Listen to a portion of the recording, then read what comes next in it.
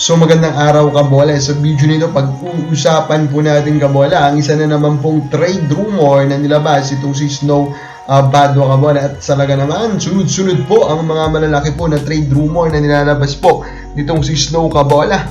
At very interesting. So hindi pa nakasubscribe, pakipindot naman po yung subscription button before natin pag-usapan yung mga mainit trade rumor. Ito po muna kabola, si Reynan Batak daw ang bagong player ng Blackwater Elite. Magkakaroon po ng bagong role with his new team. Of course, dun po siya, Reno Shine, he was used more of as of guard kabola. Dito po kabola daw sa Blackwater, he will now be used as a point guard kabola. And of course, kailangan ng konting adjustment yan kabola. Pero I think Ray actually may have the talent to play that position kabola kasi he is actually good in breaking down the defense, and that is an underrated rate kabola ng isang point guard kabola. If he can do that regularly kabola, then he can make plays for his teammates kabola. Ang isa pang pag-uusapan natin dito na matindi kabola is the current po na situation sa MVP ladder natin kabola. Currently po in terms of statistics, Fajardo has re-entered po the ranking and currently number 1 po siya kabola.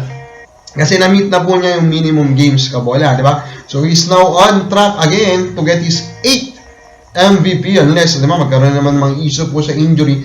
And comparing po kanina the statistics, medyo malayo-layo siya kabola. Ano po, sa Tanhai Ranger, 35.7 siya, 40.9 kabola. No? So, din mo talaga makikita din kung gaano po ka-dominant itong si Junmar Fajardo kabola.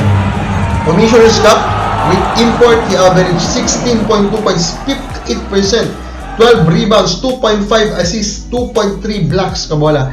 He is really a monster. He really dominates the game. He's really the most dominant player currently in the PBA still kabola. Kaya naman deserve niya talaga po na siya maging leader kabola. And maybe get that title kabola or that award again kasi kaka-champion lang naman nila. Now, who are his top po na contenders? I think I can actually name 2. First one is CJ Perez, sarili po niyang teammate kabola. Kasi narrative na lang kabola.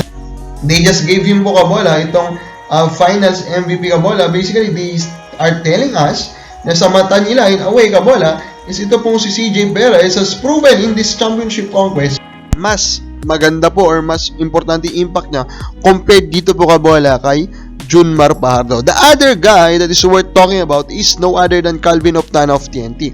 Calvin Oftana, actually marami na nakakapansin, is having a breakout season. Actually, breakout season na niya last year, pero another level pa na naman siya ngayon, kabola. And with this another level, kabola, na pinapakita niya, talaga naman po, kabola, talaga naman na iba din, kabola, ito pong pinaparamdam niya ngayon sa mga kalaban niya.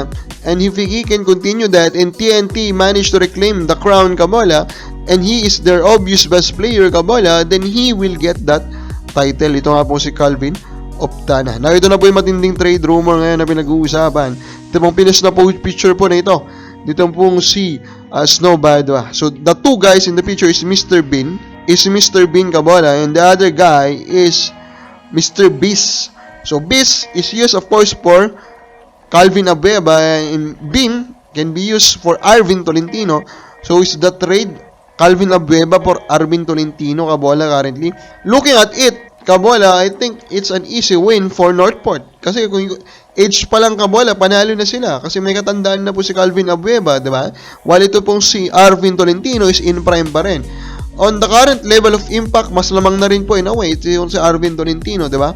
Kasi Tolentino po, he can, of course, expand po or stretch the floor. While Arvin is kabola or Calvin is still there naman in terms of overall impact. Pero, mas impactful na ito si Arvin Tolentino. Kaya naman sa palagay ko kabola, if this trade happens, panalo po ang Magnolia. O baka bro, anong sa palagay mo? Mangyayari ba ang trade na to? Comment lang po sa baba.